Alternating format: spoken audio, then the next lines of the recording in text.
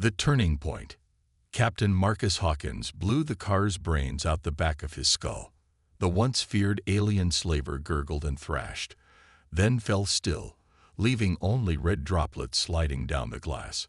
Hawkins stared grimly at the vast battlefield of wrecked ships, strewn corpses, and drifting debris. This massacre finally proved it. Humans were the deadliest predators in the galaxy now. Just 50 years ago, humanity had cowered on Earth, helpless before the advanced alien empires that spanned the stars. The Zorian, Karigar, and a dozen other species had terrorized and enslaved humans for centuries. But no longer. Earth had rallied, united, and dedicated itself to one purpose with single-minded intensity: survival, superiority, supremacy. Scientists invented quantum warping drives and antimatter cannons. Engineers constructed moon-sized forge worlds to churn out dreadnoughts and nova bombs. Soldiers became augmented super warriors, able to turn the tide of any battle single-handedly. Humanity was done being prey. Now they were the ultimate hunters. As Hawkins stood on the bridge of the UES Invictus, the pride of Earth's armada, he knew the extinction or enslavement of mankind was at stake. Humanity must secure its dominance here and now or perish under the heel of vengeful aliens. There was no middle ground. News of the UES Invictus' decisive victory over the Karigar spread across the galaxy like wildfire. Every species, from the methane-breathing Zerian to the crystalline Praxian, watched the footage in awe and terror. Mankind's new place as the apex predator had been cemented in blood. In the heart of the galactic core, the Alari homeworld hosted a sprawling citadel known as the Galactic Council headquarters. Representatives from 100 alien races filled the hallowed halls with heated chatter. Yet even here, in the seat of galactic power, many ambassadors jumped at shadows, worried that humanity's wrath would fall upon them next. Order. We shall have order. Zri slammed his fist on the central podium, his voice booming across the amphitheater.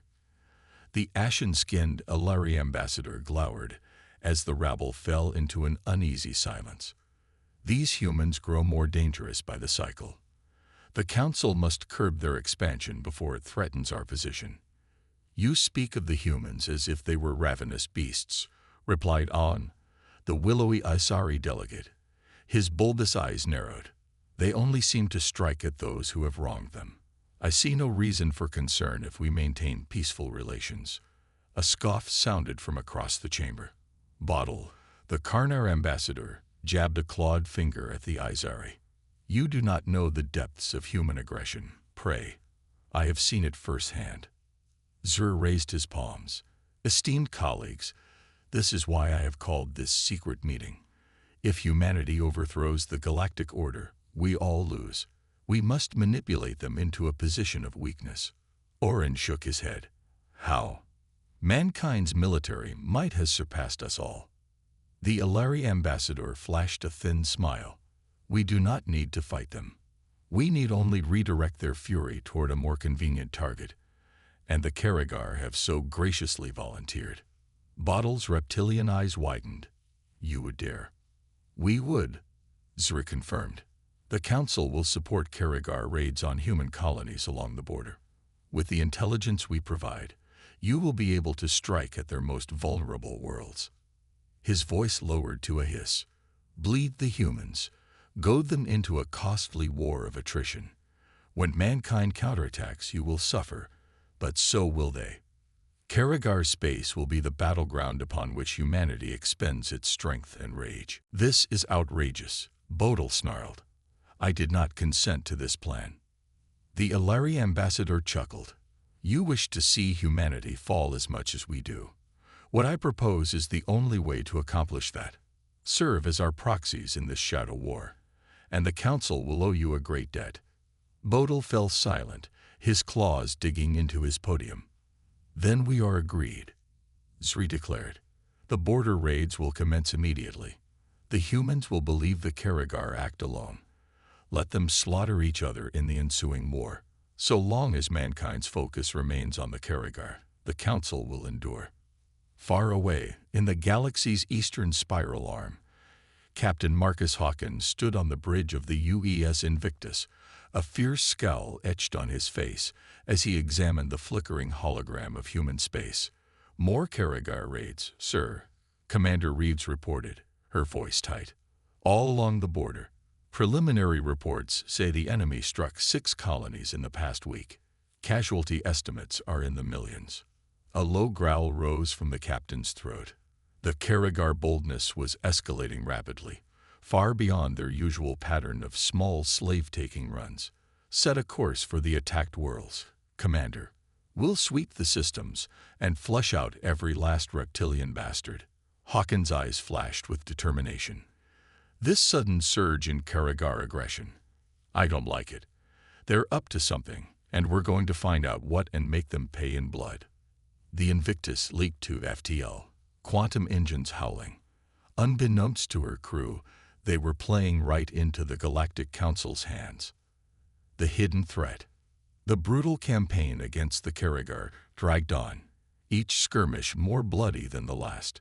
Captain Hawkins paced the Invictus bridge, his jaw clenched tight. The reptilian bastards fought with a newfound ferocity, wielding weapons that seemed to pack an extra punch. Something wasn't right. "Sir, we've just received the analysis from the salvage teams," Commander Reeves said, handing over a datapad. "The Karagar ships and armaments. They're more advanced than anything we've seen from them before. Energy outputs are off the charts." Hawkins' eyes narrowed as he studied the results. The Karagar were deadly enough with their old gear, if they had access to cutting-edge tech. "This doesn't add up," he muttered. "The Karagar don't have the scientific know-how to develop this stuff on their own. Someone's arming them under the table. An unknown benefactor, perhaps," Reeves suggested. "Whoever they are, they're bold enough to risk humanity's wrath by proxy." A cold fury settled in Hawkins' gut. Earth had enough enemies arrayed against it already. The last thing they needed was a clandestine puppet master pulling the Karagar's strings. "We need to get to the bottom of this, fast," he growled. "Before the balance of power shifts any further. Prep a stealth shuttle and a marine fire team. We're going to pay the lizards a surprise visit." The covered insertion into Karagar space was a nerve-wracking affair.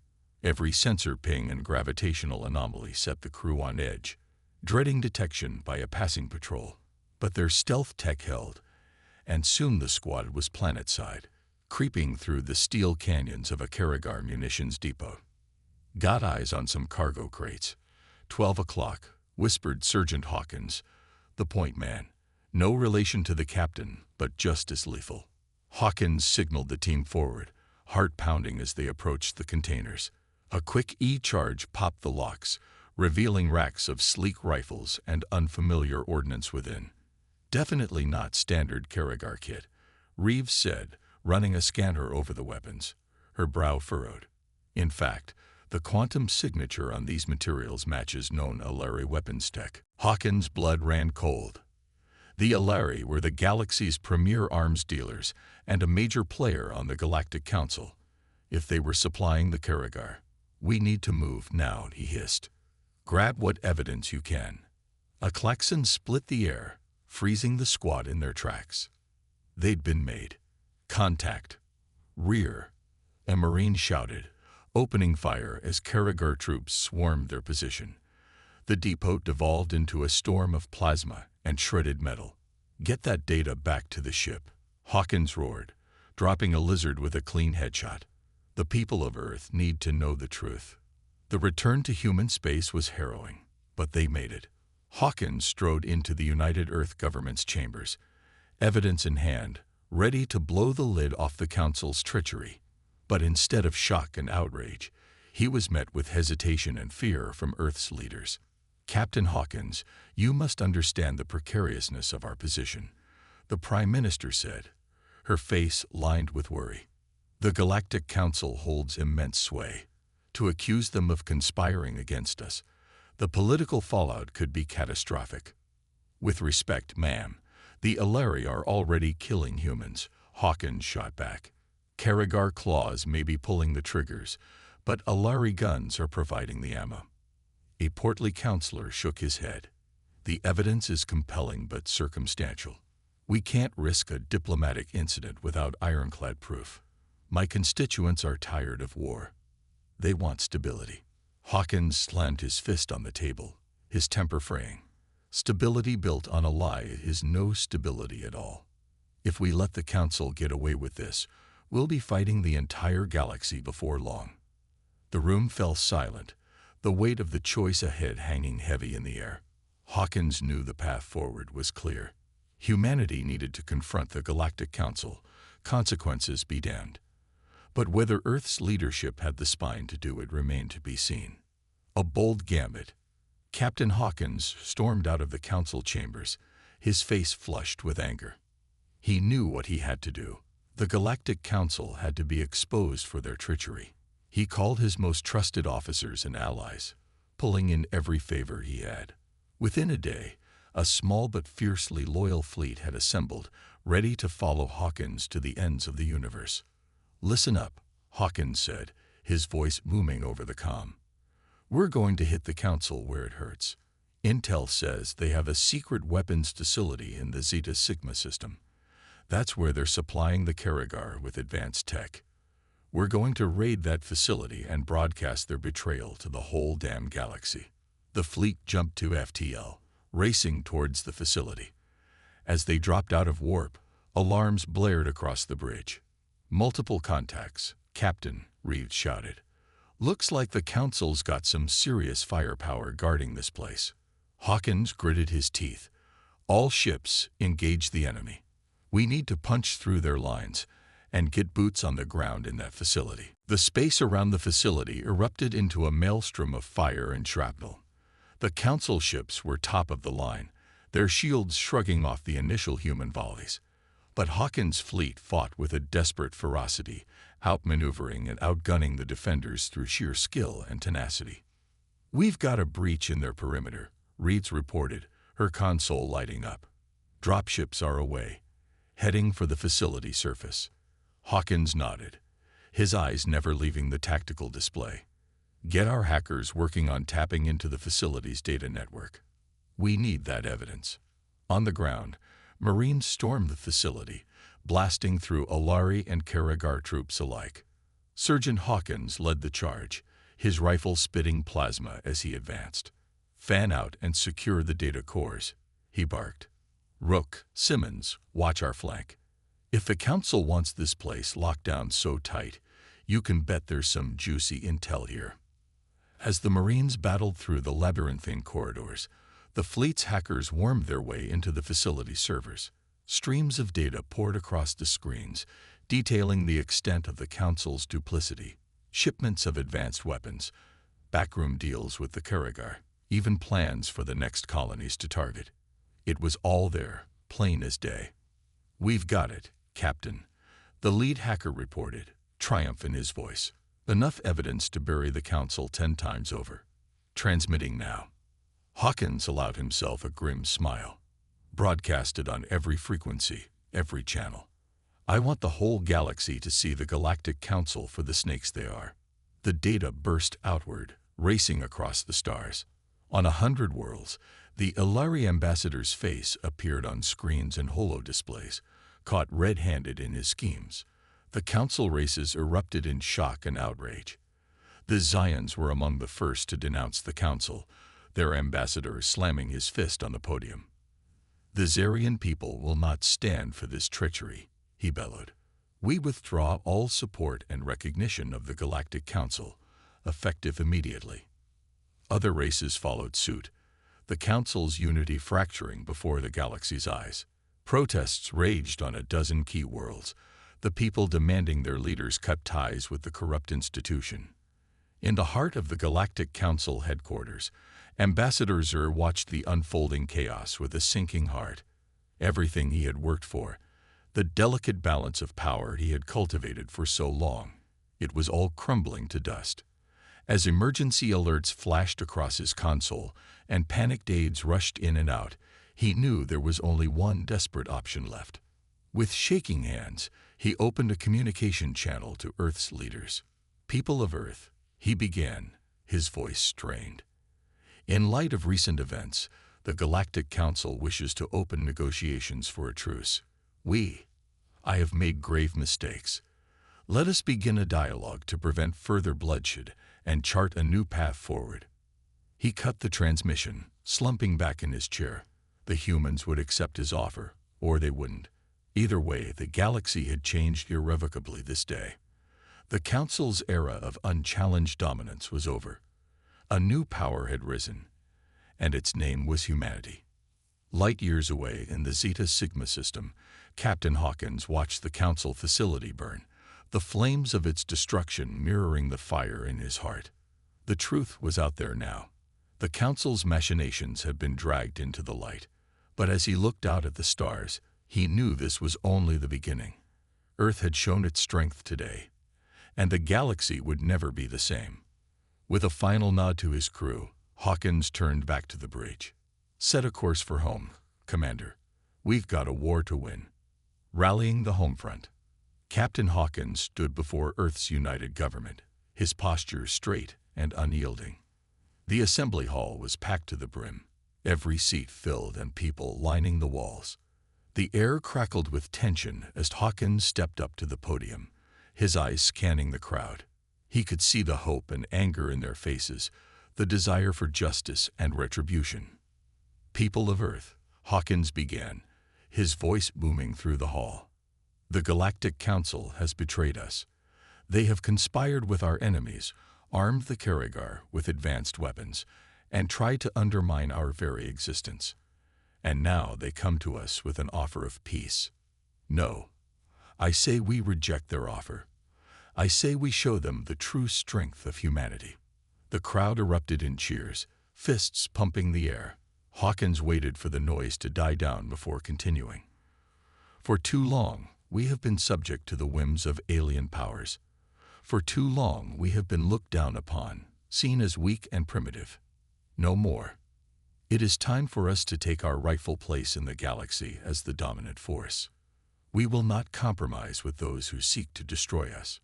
We will not bow to their demands. We will fight, and we will win. The cheers grew louder, echoing off the walls. Hawkins could feel the energy of the crowd, their determination and their fury. I stand before you today, not just as a soldier, but as a citizen of Earth. I have seen firsthand the treachery of the Galactic Council. I have fought against their pawns, the Karagar.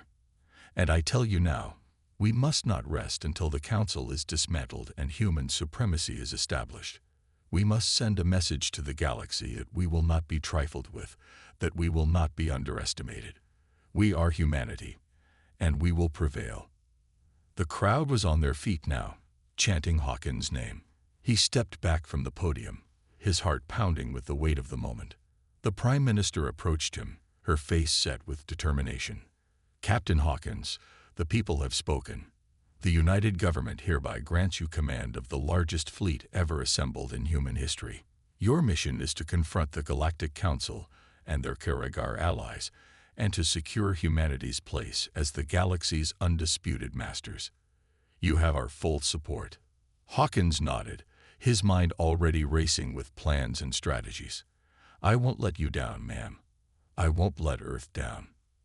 As he strode out of the assembly hall, Hawkins was met by a sea of reporters and well-wishers. He pushed through the crowd, his focus solely on the task ahead. There was no time for celebration, no time for rest. The fleet was waiting, and the galaxy was watching.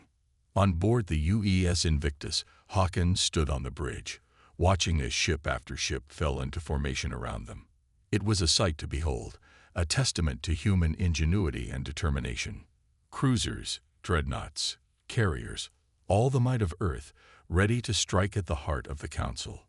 All ships prepare for FTL jump, Hawkins ordered, his voice steady. Our target is the Galactic Council headquarters. We will hit them hard and fast, and we will not stop until their flag is torn down and replaced with our own. As the fleet jumped to FTL, stars stretching into infinite lines, Hawkins allowed himself a moment of reflection. He thought back to the early days of the war, when humanity was on the brink of extinction. He remembered the fear and the desperation, the sense that they were fighting a losing battle. But they had persevered. They had adapted and innovated, had turned their weaknesses into strengths. And now, they were the ones on the offensive, the ones setting the terms of engagement. It had been a long and bloody road to get to this point. Hawkins had lost friends and comrades, had seen worlds burn and cities crumble. But he knew that every sacrifice, every loss, had been for a greater purpose. Humanity was fighting for its right to exist, for its right to chart its own course in the stars. And as the fleet hurtled through the void, Hawkins knew that the true test was yet to come. The Galactic Council would not go down without a fight. They would throw everything they had at the humans, every dirty trick and underhanded tactic. But Hawkins was ready. His crew was ready. Humanity was ready. The galaxy would tremble before the might of Earth, and all would know the name of Captain Marcus Hawkins, the man who led humanity to its rightful place among the stars.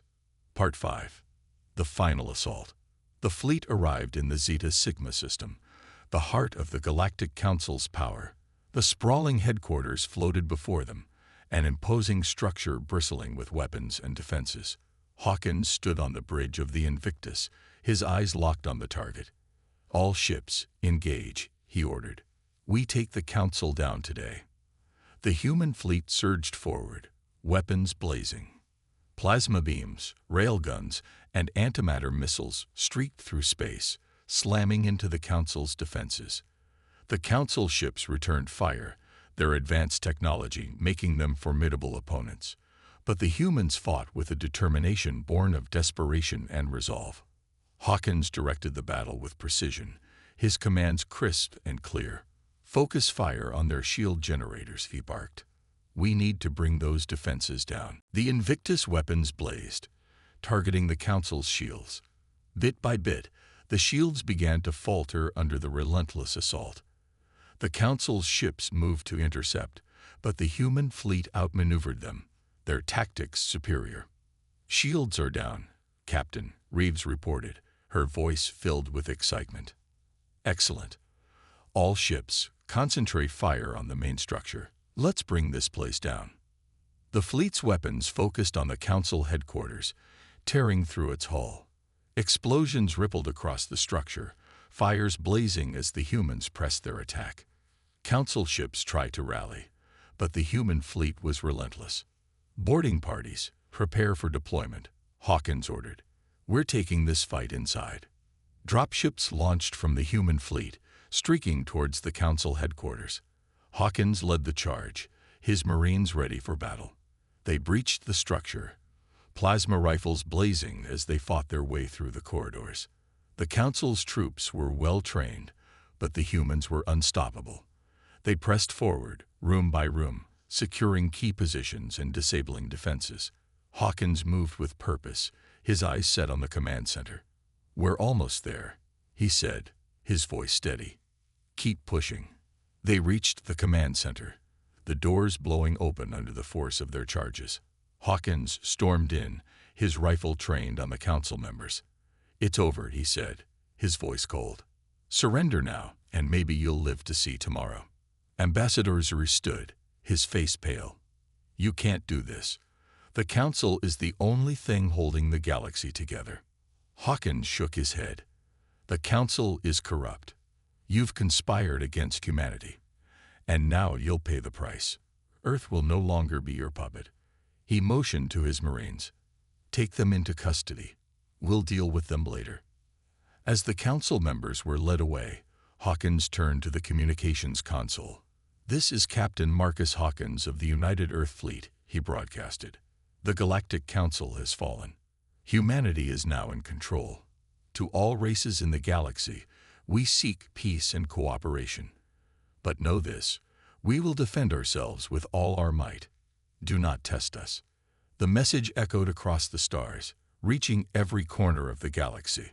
The news spread quickly, the shockwaves felt on every world. Humanity had risen, and the galaxy would never be the same. Hawkins stood on the bridge of the Invictus, looking out at the stars. The battle was over, but the war was just beginning. Earth had secured its place in the galaxy, but now they had to maintain it. There would be challenges ahead, enemies to face and alliances to forge. But Hawkins was ready. His crew was ready. Humanity was ready. The galaxy had a new ruler, and its name was humanity. Part 6. Consolidating Power. With the Galactic Council dismantled and its members in custody, Captain Marcus Hawkins and his fleet returned to Earth. The celebration that awaited them was unparalleled. As the Invictus descended through the atmosphere, the skies were filled with fireworks and cheers from the ground below. Hawkins addressed the planet from the steps of the United Earth Government building, his voice firm yet inspiring. We have faced the greatest threat to our existence and emerged victorious. Today, we celebrate our strength, our unity, and our determination. But let us not forget the price of our freedom.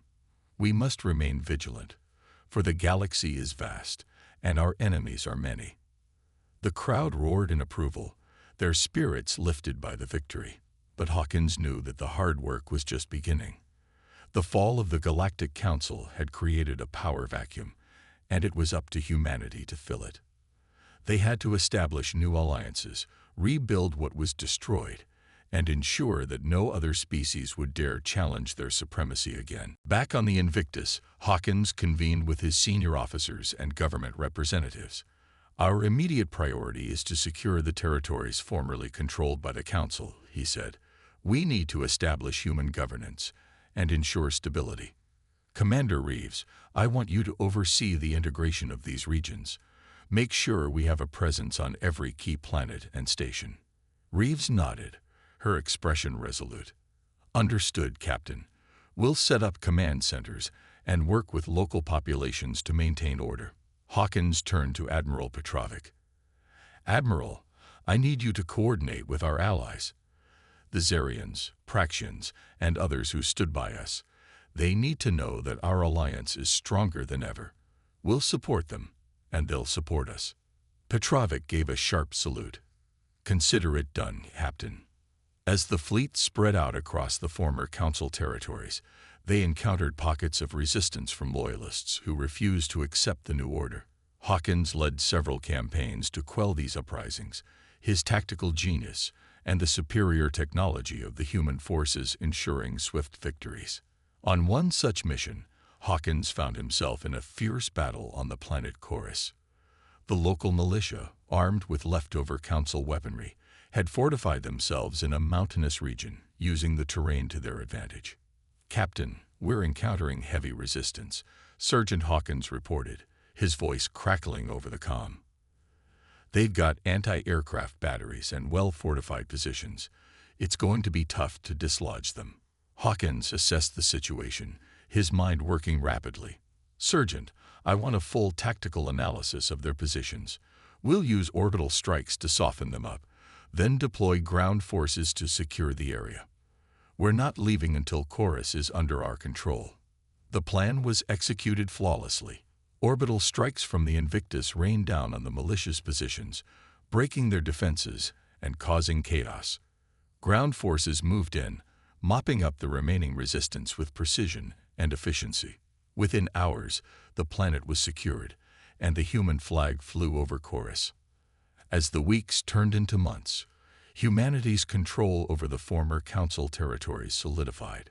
Trade routes were established, and economic prosperity began to flow through the regions. The human presence brought stability and security, and many alien species began to see the benefits of being under human governance. In the Galactic Core, the new United Earth Command was established in the former Council headquarters. Hawkins was appointed as the Supreme Commander, overseeing all military and diplomatic efforts. He worked tirelessly, forging alliances and ensuring that Earth's interests were protected. One of the most significant challenges Hawkins faced was the integration of the Karagar. The reptilian species had been the primary enforcers of the Council's will, and many of them harbored deep resentment towards humanity. But Hawkins knew that their cooperation was crucial for lasting peace. He arranged a meeting with the Karagar leadership, hoping to find common ground. The Karagar leader, General Korvac, was a towering figure with piercing yellow eyes and a menacing demeanor. General Korvac, Hawkins began, his tone respectful but firm. We have been enemies for a long time, but that does not mean we cannot be allies now. Humanity seeks peace and prosperity for all species. We want to work with the Karagar, not against them. Korvac's eyes narrowed, his voice a low growl. You speak of peace, human, but your actions have brought much bloodshed. Why should we trust you? Hawkins met Korvac's gaze steadily. Because the alternative is endless war, and neither of us wants that. We have proven our strength, but now we seek to prove our wisdom. Join us, and together we can build a future where all species thrive.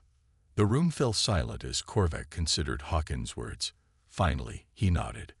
Very well, Captain Hawkins, we will give this alliance a chance. But know this, the Karagar will not be subjugated. We will stand as equals, or not at all. Hawkins extended his hand. Agreed, General. As equals. With the Karagar on board, the path to galactic peace became clearer. Humanity's leadership was recognized by more and more species, and a new era of cooperation began to take shape. The once feared predators had become the guardians of the galaxy, ensuring that no power would ever again threaten their existence.